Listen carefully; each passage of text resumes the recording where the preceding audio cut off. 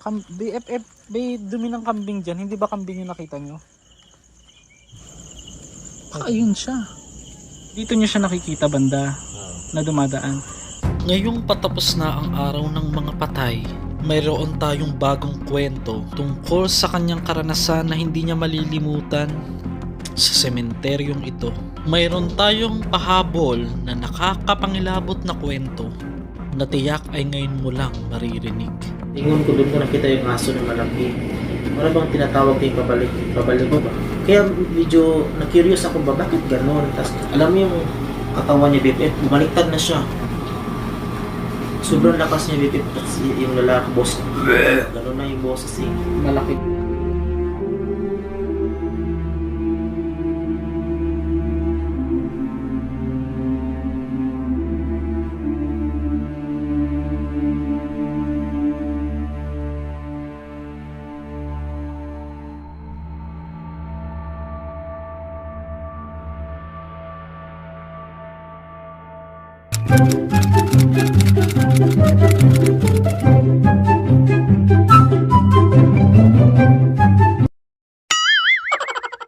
Welcome back to my channel mga master. Ngayon, isang true story na related po sa aking vlog sa sementeryo, sa puntod po ng mga Muslim at ng mga Katoliko din o mga Kristiyano, yung ating na i-vlog po sa Davao City bago po sumapit ang undas. Actually, nangyari po ito, ikikwento ko sa inyo kasama kay BFF ko habang pinapakita yung vlog na nangyari noon na bisperas po ng araw ng mga patay, ay ito po yung nangyari sa amin. So, nung papunta na po kami, yan, makikita nyo po sa video, na papunta na kami niya doon sa may tinuro sa amin ng nakilala namin na dalawang kabataan, o tatlo sila yata, na nakikita doon nila yung nasa mukha ng tarpaulin ng patay doon. Kumbaga, lalo ng bagong libing pa raw iyon, nakikita doon nila. So, hindi naman inaasahan na gumamit tayo ng ghost app. At hindi ko po alam guys kung legit na nagparamdam sila. Kasi, doon po sa ghost app, tinawag yung pangalan ko na RJ. Paano niya nalaman na RJ yung pangalan ko? So kasama po natin ang aking BFF na magkikwento na ito po hindi po porket BFF kami ay magsisinungaling o gagawa po siya ng kwento. Ikikwento niya lang yung karanasan niya na first time po niyang muntik ng masanitan sa sementeryong yun. At hindi niya po kasi sa akin sinabi. Dalawang bata nakita ng pusa. Hindi ko nakita yung pusa na itim. Oo. Tapos, nung pauwi na tayo, diba? Paglingon ko, doon ko nakita yung aso na malaki. Na para ba siyang, para bang tinatawag kayo pabalik ba? Pauwi na kasi kami noon so nakakita sila ng aso. No, aso na aso itim. malaki itim. Diba, doon kasi nag-start yan nung gumamit ka ng apps, diba?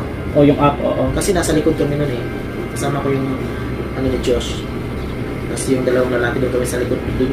Diba, sabi mo nga, Bebe, malamig ba dyan sa inyo? Sabi ko, sabi ko, hindi naman. Sabi mo, sa dudugas sa nitso, diba? Sabi mo, malamig dito. Tapos, yun nga sa may puno, gumamit ka ng apps, diba? Sabi mo, hello, ganun. Tapos, diba nga may nagsumagot na doon, stop RG, diba? Oo. Tapos, Bigyan ko lang kayo ng idea mga master dahil i-attach natin yung video kung saan tayo nagpunta sa puntod ng mga Muslim bago ang undas kinabukasan. So, ito yung papasok na nga kami sa pinaka puntod nga nila. At hindi namin inaasahan dahil pupuntahan nga namin yung puntod kung saan nakikita ng mga kabataan o ng 5 kabataan dito na nagkwento sa atin yung nasa tarpaulin mismo na patay na at iyon ang nagpapakita madalas sa kanila.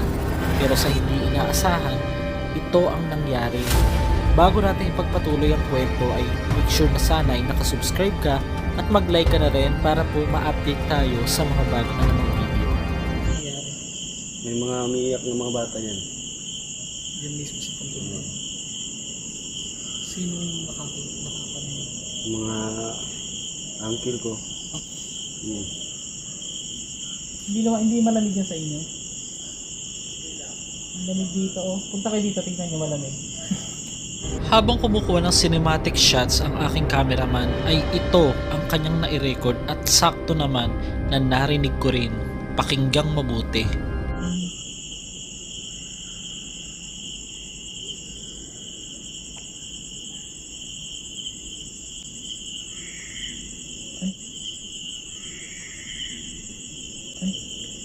Ano yun? Narinig nyo? Narinig nyo? Parang ano, parang iyak ng malakas na iyak ng sanggol. Ay, hindi siya ibon eh. Parang iyak ng sanggol. Parang ay, ba't may mga pangalan 1936? Mga number yan. Bakit may mga number? Ba't may mga number yung ano? Nire-record nila yan. Ah, okay. Wala lang, tumatawa kami sa likod, wala naman ako naramdaman. Pero nung after nung gumamit ng apps, parang doon kasi yun ano eh, parang doon yung nag-start effect na parang hindi naman sa ano, iwan ko pa sa siguro nagparamdam na yun yung babae talaga. At saka nung before tayo umalis, nakita ng bata, yung dalawang bata yung pusa na itim. Doon mismo sa Nitsu na nakita ko yung aso. Bali yung pusa, bigla din nawala. So pauwi na tayo, ako yung nasa nakahuli. And then, pagtingin ko doon sa likod, nakita ko talaga yung aso. Alam mo yung forma, yung ano ng aso, yung itsura niya, parang itim na yun talaga siya, tapos malaki din. Para bang gumanon lang siya bigla, parang pag ganun yung, parang nakatingin sa atin ba, tapos bumalik din sa likod, parang tinawag tayo ba. Kaya medyo na-curious ako, sabi ko. Pero yung pusa hindi mo nakita? Hindi ko nakita yung pusa. Actually guys, wait lang. Ako hindi ko po nakita yung aso at hindi ko rin po nakita yung pusa kasi nung time na gumagamit ako ng ghost app nun eh.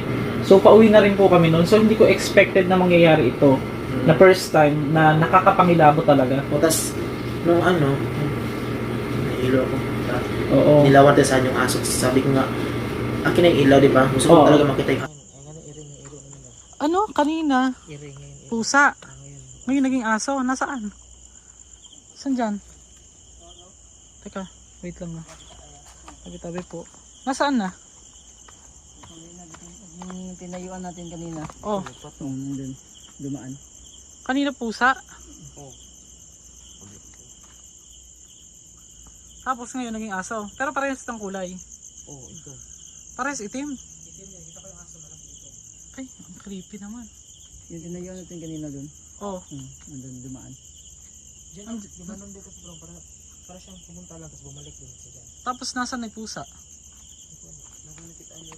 Wala kami nakitang pusa.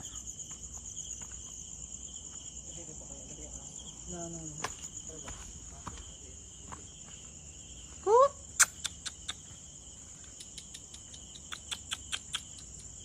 Cool.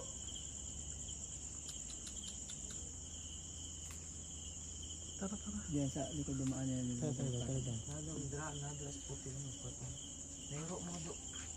Nakita ko talaga yung aso dito.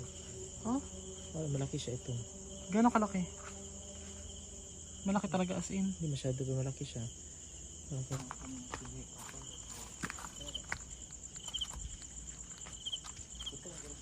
Nakakita sila ngayon dito guys ng itim na aso daw. Ano ba nauna yung aso o yung pusa? Pusa muna. Saan banda nakita dito? Dito. Agi po. Wala yung aso. Dito yung dumaan. Galing doon din. Dito. Wala naman ako nakitang aso kanina nagbablog kami. Ewan ko lang kung na-videohan ni ano. Hindi ko sure parang babae nakita sa video. Oo. Marami kayo nakakita pala sa aso. Hindi, saan naman ang pupuntahan nyo dyan? Wala namang mga bahay na dyan. Ito cemetery din yung kabila na yan. Yung nakikita nyo Ako, dyan. Tapos doon, pagdating niya doon, nawala. Itanaw kung isa dito. bala ilang kayo nakakita? 4, 3. Patong draw. Ipatong eh. Kita kapon doon.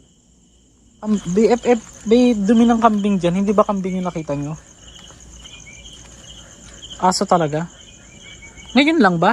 Oo. Yung tinawag kita. Puro itog talaga siya dito, itim. Ha, itim na Kung aso. kambing siya, andyan pa rin. Dito yung kambing. May kambing din. Hindi, may dumi ng kambing eh. Baka mamaya kambing yan. Wala yun. Paniki yan. Ah, ayun siya. Ano ba? May nalilihok na. Ayun ba? Uy. Nakabahan naman ako sa inyo. Hindi gusto ko makita yung aso.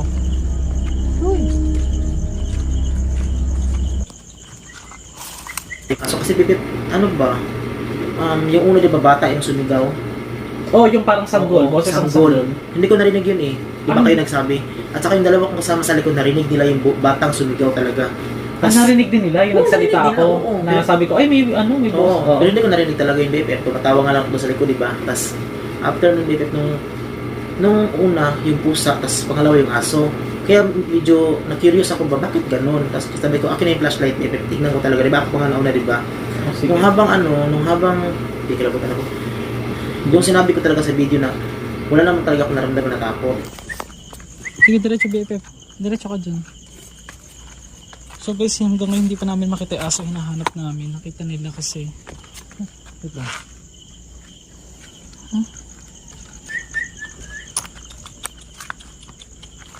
Wala na yung BFF. Ito, diretso tayo dito. Oh! Kinikilabutan ako. Tataasan yung balahibo ko BFF. Hindi, gusto ko manap yung aso. Kasi hindi siya tao. Hindi siya Saan siya dadaan dyan? wala akong takot BFF. Wala na Walang. BFF. Wala nang aso. Umuwi na yun. Wala akong takot na ramdaman talaga ngayon BFF. Promise, BFF, nagulat ako sa aso. Ay na pusa. Wala naman talaga akong naramdaman na takot. Oo. Yun na yun BFF, parang sinapak ako sa likod. Parang tinulak ako ba? Ano yung pagtulak, malamig ng hangin or hindi naman? Parang kamay talaga siya BFF. ay, parang kamay? Oh my Oo. gosh. Muntak na ako mahulog sa ditso. Tapos sa likod, wala. Tapos yun na yun. Walang tao sa likod mo? Wala. Nagbiro or what? Wala. Ako nauna nun, di ba? Oh, Tapos yun na yun. Tapos yun na yun. Pag sabi ko na BFF, tara na. Ando na yun sa likod yung babae. Hindi ko siya makita direct, pero ramdam ko siya nasa likod siya, puti. Tapos papasok siya sa katawan ko. Alam mo kung bakit nasabing papasok siya? Yung katawan ko, para akong, yung ano, BFF, yung tawag dito, yung katawan ko, nanigas siya, sobrang bigat talaga. Tapos yung ulo ko parang sasabog sa ano, Sa sobrang sakit. sobrang sakit doon na. Tapos nung paalis na nga tayo, sabi ko alis na tayo, di ba? Sabi ko tara na BFF. Yung sabi ko gano'n, sabi mo na hindi pa tapos, Hindi pa tayo tapos. Hindi tapos. pa tayo nakapunta sa punto ng Muslim yun eh. Dito. Pero ito po pasintabi po sa mga kapatid natin, mga kaibigan nating Muslim, mga subscriber din nating Muslim. Hindi po natin ginagawang kababalaghan ng inyong lugar kung saan po namamahinga o nakahimlay po. Pero dito po mismo, ayun lang po sa mga kwento niya na kinuwento lang din po sa atin. At hindi naman po natin napatunayan din or naaktuhan na meron nga. Pero ang pinagtataka lang namin, nakakita po kami ng isang aso na malaki. Oo, sabi mo, yung sabi ko na tara, andun pa rin sa likod ko, BFF. Pilit siyang pumapasok sa katawan ko. Kayo, grabe yung pag-pray ko talaga, BFF, sa awa ng Diyos. Buti naman din ako sa Niban. Oo. Kasi bago ka sa Niban, ano yung binanggit mo nun? Wala lang talaga akong naramdaman takot yung una. Wala talaga akong naramdaman. Doon lang yung parang tinulak ako ba. Parang pag ganun, tapos bilis. Tapos yung nakatayo na ako, tapos nandun na siya sa likod. Yun na yung start BFF eh. Napapasok sa katawan ko, na pray ako, sabi ko, Lord God, sana ganyan ako. Tapos yung parang Ano sabi mo, hindi umuobra yung ano? Ngayon naglatin ka na lang? Para, medyo naglatin ako ng konti BFF. para O yung paglabas na natin, naglatin ako doon. Yung galit na galit ako sa'yo, sabi ko, tara na, sabi ko. oo, kasi di mo naman sinabi sa akin. Oo. So kasi siya guys, hindi niya sinabi that time sa akin. Kaya wala din akong idea Oo, na galit na nangyayari na pala sa kanya yun. So, tara na, kasi yung kasing ano, nandun pa tayo sa, nung nag-start ko, andun pa rin siya yung babae, nasa likod ko pa rin siya. Kaya nga nagulat yung driver, sabi niya, ano nangyari sa'yo? Bakit bigla kang tahimik? Tas, bakit mainit yung katawan mo? Tas, bakit ang dami mong pawis na malabas? Diba sabi ng driver? Oo. Hindi ako nag-imik, pero ano pa rin yung babae. Ano doon pa rin? Ano Ano pa rin? itsura niya? Hindi ko makita yung itsura, hindi ko makita yung itsura niya talaga, baby. Taas yung Nakatungtong siya sa nitso? O wala? Nakasunod siya sa akin, BFF, nasa likod. Tas, nasa likod siya. Nasa likod ko siya, BFF. Hindi, paano mo siya nakikita? Kung nasa likod Hindi mo siya basa-basa ano, pero andun yung sa likod, yung parang ano siya, yung maputi siya. parang, oo. Oo, hindi ko siya na direct nakita, pero doon siya sa likod, parang yung naramdaman ko talaga doon siya sa likod, BFF. Siguro yung babae, baka gusto niya pumasok sa katawan ko kasi baka meron siyang gustong sabihin. Baka na-rape yung babae siguro. Kasi BFF, sign yun ng tiyanak eh. Una, bata. Pusa. Hindi ko alam yung aso. Bakit may aso? Yun nga eh. Yun, doon ako nagulat. Tapos doon ako na-curious. So guys, para po malinawan din yung iba, nakakita din po kasi muna ng pusang itim din ng gabi na yun bago ko dumain yung sinasabi nilang aso. So, sa kalagitnaan po or habang nag-i-interview ako kay BFF, ay pinapakita ko po sa inyo yung mga nangyari. Talagang pagpasok mo doon nga, ang kwento doon sa sementeryo na yun is maraming umiiyak nga daw na hindi naman ako naniwala sa ganun dati. Paano, BFF? Ano yung pinaka hindi mo makakalimutang karanasan sa Tiyanak na sinasabi mo? Pwede mo bang ikwento yung na-experience mo before, yung first time? Oo, 2 beses nangyari sa amin nun yung sa Davao. Oo, sa Deccan lang. Kasi Anong oras nangyari? hindi ko siya tanda, I think, 1 or 2, ganun. Ng EM. umaga? Bakit Oo. kayo nandun? May pinuntahan na kami doon sa baba kasi may mga kaibigan kami doon na nagtatrabaho sa construction. Okay. Tapos, maulan yun, pero marami kami noon. Si Yol, si Mm-mm. Sofia, yun yung kasama ko talaga bibip na hindi naman kami basta natakot sa mga ganyan kasi mga ano kami ba, pinakwatsera. Oo. Kasi yung bibip, alam mo yung pababa na kami doon sa may mga bulldozer. Oo. Grabe yung iyak bibip, bata talaga, hindi siya pusa bibip. Oh my God. Bata talaga. Alam mo nangyari sa bibip, yung mga chinelas sa amin. Kinuha namin, tapos tumakbo kami, takbo. Oo. Yung ginawa namin. Tapos yung pangalawa, BFF, doon pa rin.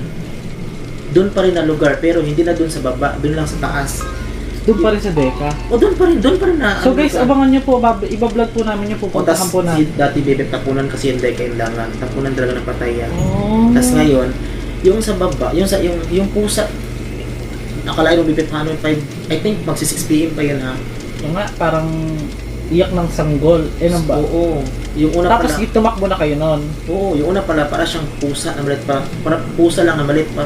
Pag yung pangalawang sigaw na bata na talagang lakas BFF. Oo. Bata na. Oo, yun talaga BFF. Tas yung pangalawa naman, naglalakad kami, galing kami dun sa, hindi ko naman alam kung ginawa namin. Basta doon kami sa sa likod. Oo. Naglalakad kami. May nakita kaming pusa, hindi siya itim ha. Nakatungtong siya doon sa parang parang may imburnal sa baba.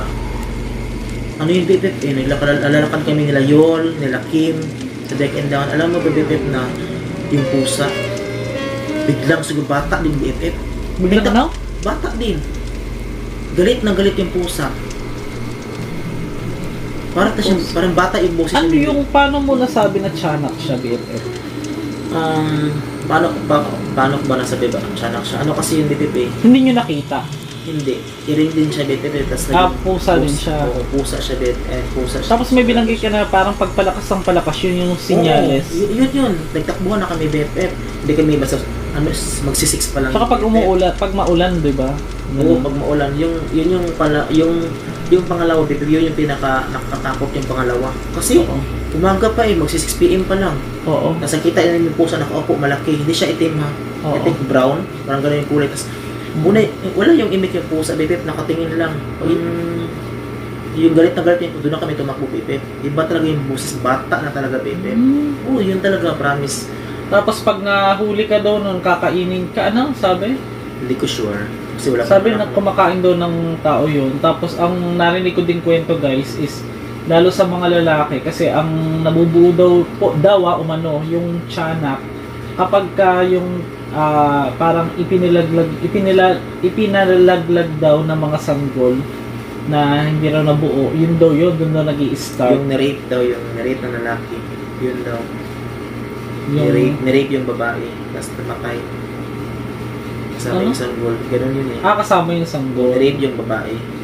Pag Namatay yung babae. Tapos yung hindi, may bata. kwento din si Ate Che Sa teche. na ano daw yung mga ipinalaglag din daw. Yung tiyanak daw na yun guys is yung private part ng lalaki. Pag lalaki ang madalas tinitira guys pala ito, lalaki sila galit yung mga tiyanak, hindi sa babae. Madalas lalaki. Kukunin nila yung private part ng lalaki, especially yung scrotum o yung itlog, yung bayag ng lalaki guys. At yun daw ang kakainin ng tiyanak. Hindi ko sure. Kasi dun nga nabubuo eh. Ang Siguro. isang tao eh sa itlog ng lalaki. A few moments later. So guys, ikikwento din niya yung isang nasaniban na isang kaibigan din namin yun na siya yung nakasaksi, kaya lang wala naman ding patunay, pero nasa sa inyo naman guys kung paniniwalaan nyo. Pero ito po ay talagang legit na pangyayari. Ngayon, ano yung nangyari dun kay, itago na natin sa pangalang kay Rose. Rose. Si Rose na lang. Tago Si na, Rose. huwag natin ano. Isa siyang trans, yung Yeah. Rose na yon. Transgender. Oo, ngayon, First is anong nangyari kasi ng BFF. Doon siya sa labas sa bahay ng friend ko. Pumunta kasi kami sa bahay ng friend ko. Bali yung labas pala ng bahay ng friend ko. Daanan pala talaga yun. oo. Daanan talaga doon ng mga hindi nakikita. Kasi yung sa unahan doon ay sementeryo. Oo. May sementeryo doon. Tapos, Mm. nag-iinuman sila kasama yung dalawang kong barkada at saka yung papa ng friend ko. Oo. Ngayon, okay pa naman yun. Tapos, nagulat ako kasi nga sabi niya sa akin na ba't andyan ka? Sabi niya, ha? Dito lang naman ako kanina pa. Sabi niya, Mm. hindi, kasama kita sa CR. Ha? Sabi sa'yo? Oo. Ba't naman ako? Sabi na, kasama kita sa CR. Oh. Sabi ko, sabi ng ama ng kaibigan ko na, dito lang siya kanina pa. Mm. Tapos yun sabi niya, iba rin nafe-feel niya. Sabi niya, naghahanap siya ng parang parang kandila para uusok kasi nga may iba na yung nararamdaman niya. Oo. Naghahanap na siya ng usok. Naghahanap siya ng usok. Kasi gusto niya magpa-usok. Oo. Pero hindi yung nausukan niya kasi iba eh. Ay. Yung guma na interior, yung lumabas kasi, yung lumabas kasi na, kinabutan ako. Ako din. Yung lumabas kasi na usok is maitim, doon na. Hindi. Interior yung ginamit niya, hindi kandila. Hindi wala siya nakitang Kasi pagka, alam ko guys kapag ka interior ang ginamit or yung ayaw nila ng amoy nagagalit sila. Mali, dapat kasi ang usok is parang ganyan yung Kandila. lalabas. Ang nangyari kasi doon, pag usok sa iguma, itim. Yun na talaga. Tapos nakaupo siya sa upuan. Tapos yung mata niya, yung bali wala na yung itim, puro na puti. Ah? Oo. Puro na puti, wala nang itim. Tapos ngayon, nakaupo lang siya doon. Tapos sabi ng papa ng kaibigan ko, sinakit ka na sa taas. Nagulat ako. Kasi yung pag-akit niya sa hagdan, parang hindi siya nakapak, biglang pag ganun ba. Tapos lasing yun eh. Lasing na yun, may nakainom na yung bebe. Ang bilis siyang Ang bilis siya nakaakyat sa hagdan. Tapos yun na, pero doon ako medyo natakot ako kasi may sign na nga eh. Kasi 2 beses na nangyari sa kanya, hindi lang yan isa, dalawa na yun eh. So yung mas matindi yung pangalawa, yung kinikwento mo ngayon. Yung pangalawa, kasi doon kami sa bundok eh. Doon kami sa medyo malibig na lugar. Tapos yung pag-akyat yun, niya. tapos doon, yung parang kinikalabutan na kasi ako nung umakyat na siya sa taas. Tapos sabi ng, doon ako sa mama ng friend ko at sa papa ng friend ko. Doon ako sa gitna. Alam mo yung masabi ng mama ng friend ko? Oo. Bakit may baboy? Sabing ganun. Bakit may baboy sa taas? Kasi yung boses talaga na yung kaibigan ko, baboy na yung ganun. Itong si Rose. Parang ganun na yung... Oo, si Rose. Oo, Parang yun na yung boss. Yung ganun na. Bakit may baboy? Yun na yun. Tapos sabi ko, sabi ko, tas alam mo na sinasaniban Oo, alam ko na. Kasi pero sila, hindi pa sila aware na. Hindi nila aware. Dahil hindi naman nila nakita. Nung tinignan na namin siya, BFF, yung katawan niya, kasi yung bahay kasi ng kaibigan ko, second floor siya, pero yung bubong, di siya lang mataas. Kumbaga, paano ba? Di ba siya lang alam mo yung katawan niya, BFF, bumaliktad na siya. Bali yung paa niya nasa taas na. Tapos magano na yung katawan niya. Tas galakan ng ganun. Tas yung kaibigan kong Pabaliktad na yung lakad. pabaliktad na yung lakad, yung paa nasa taas na. Oo, naka-steady lang siya ganun. Tas nung yung isang kong kaibigan bakla na lasing din, nilapitan. Oo. Alam mo ginawa BFF, kasi sabi niya, ano nangyari sa'yo, ganyan. Ano gano'n guys? Alam mo ginawa sa kanya BFF? Binuhat. Itinapon. Sobrang lakas niya BFF. Una kakatawa din yun. Binuhat BFF, tinapon. Nabuhat niya. Oo, kasi yung kaibigan ko, natawa lang din kasi lasing nga eh. Pero yung mama ng kaibigan ko doon sa baba nagpipray. Habang nagpipray siya, may parang buhok niya. Lakas din daw eh. Oh? Oo. Pero hindi niya nakita kung sino. Hindi, umiyak yung mama ng kaibigan Gano'ng ko. katagal ang yung sanib na nangyari, kung sanib man yun, gano'ng katagal? Oras BFF eh, kasi walang tumulong sa amin. Mga oras talaga. Yung kaibigan ko, muntik Hindi niyo binuhusan ng tubig? Hindi ko lang Para kasi magising. wala talaga kaming yung mama ng kaibigan ko nagpe-pray na, tas Guys, meron akong tuturo sa inyong first aid kasi ayaw po ng mga demons ng tubig.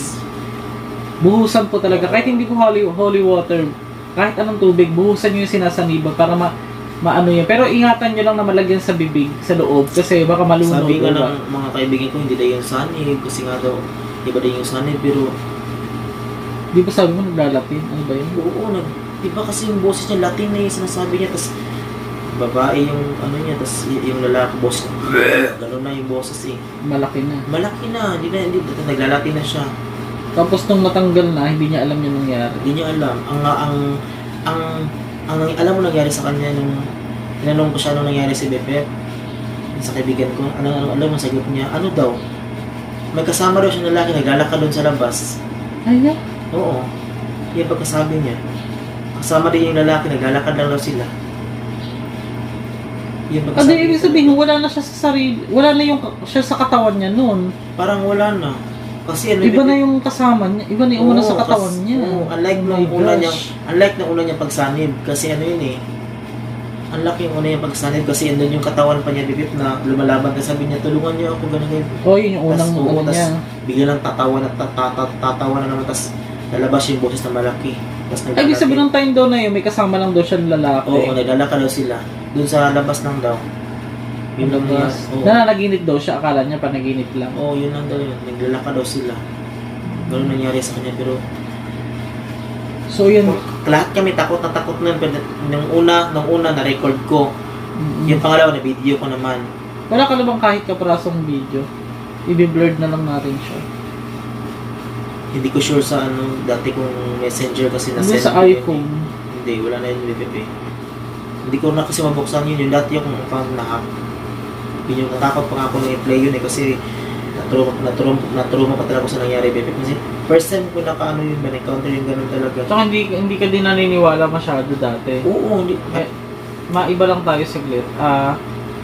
Hindi naman po intention ng aking BFF na sinabi niya hindi siya natatakot. Kasi yun po yung nararamdaman niya that time. Kaya lang, iba kasi sa yung sinasabi ng bibig mo na iba yung naririnig ng iba.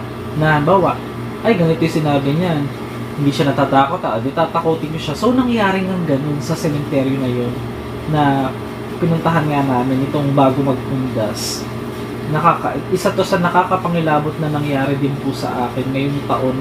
At yan, maraming salamat sa ating BFF na i-share yung kanyang story sa atin. At marami pa tayong pagkikwentuhan sa susunod pang kabanata ng mga video, mga master. Kaya sana don't forget to subscribe para po ma-update ka din sa mga lumang video at bagong video natin dyan, ang mga personal vlogs. So, thank you and mag-ingat kayong palagi. God bless you all mga masters.